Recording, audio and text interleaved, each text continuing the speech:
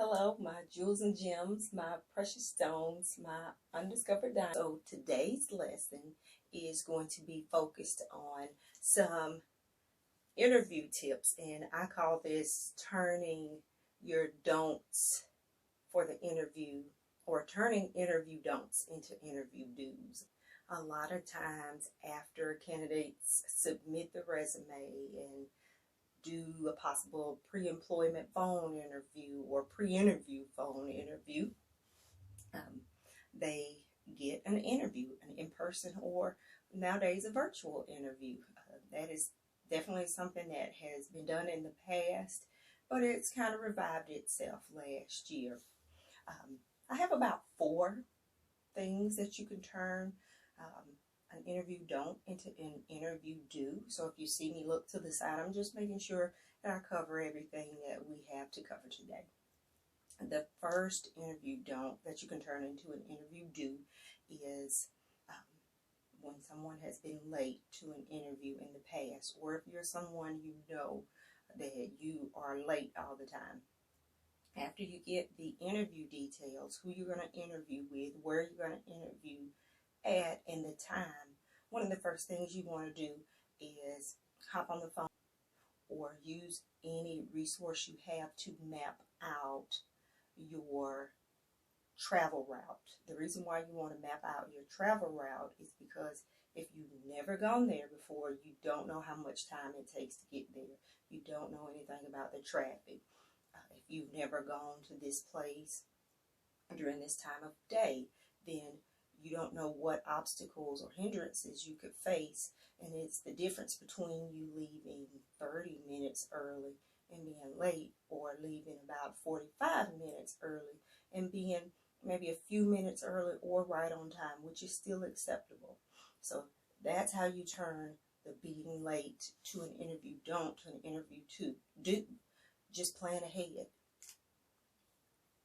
Number 2 is bringing people and family and friends with you for the interview.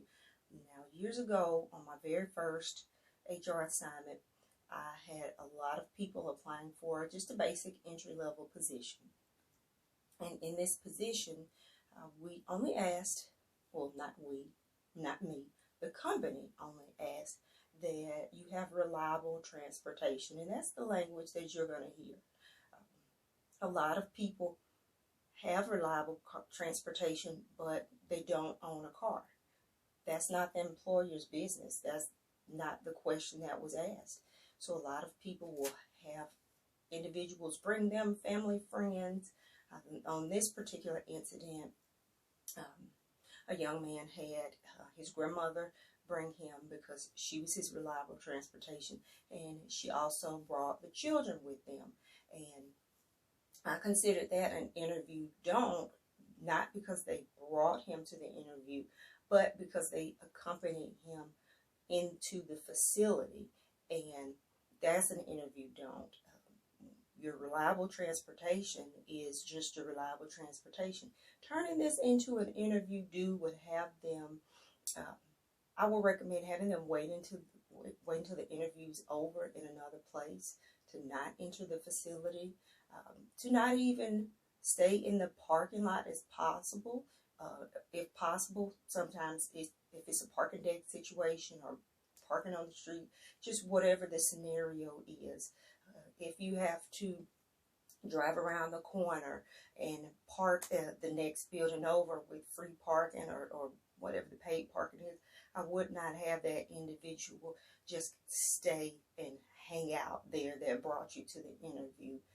Mainly because you want the focus to be on you and your skills and what you bring to the company, and not things that don't relate to the job. The next, turning the interview don't into an interview do, is stumbling and bumbling when you speak. This is normal.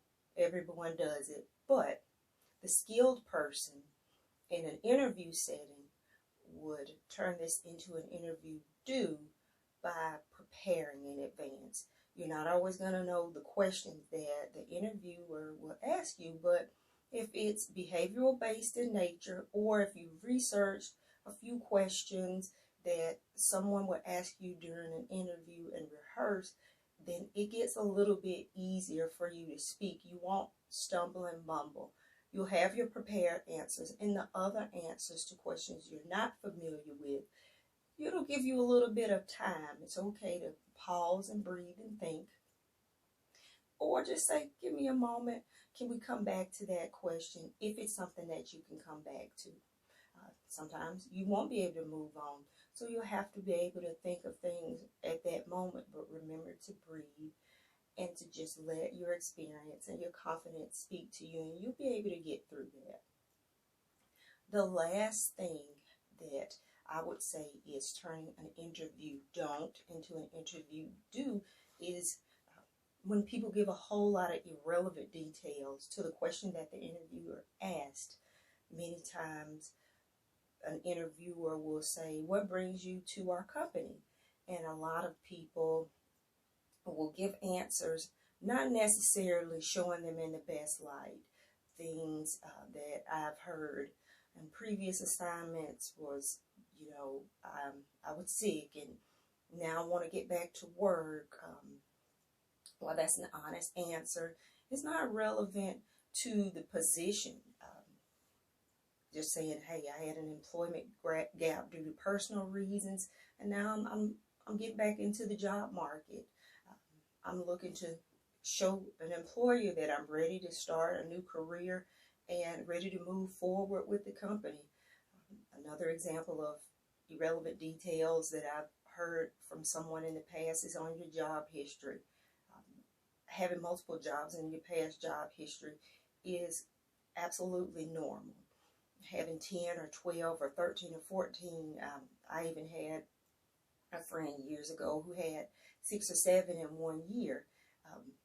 And all of them ranged from entry level to clerical to something in fast food. Another one was in the customer service industry. They all ranged from a broad view of it, nothing.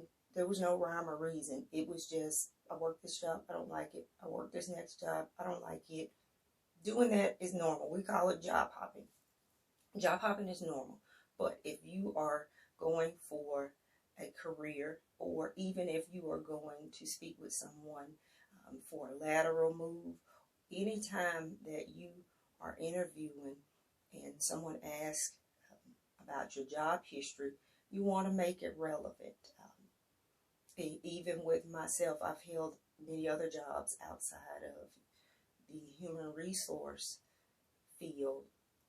And the way I include that is to just, first I speak to my experience in the field, my relevant experience in the field in the time frame, and then the jobs that weren't necessarily relevant to it. I find things that make it relevant to human resources.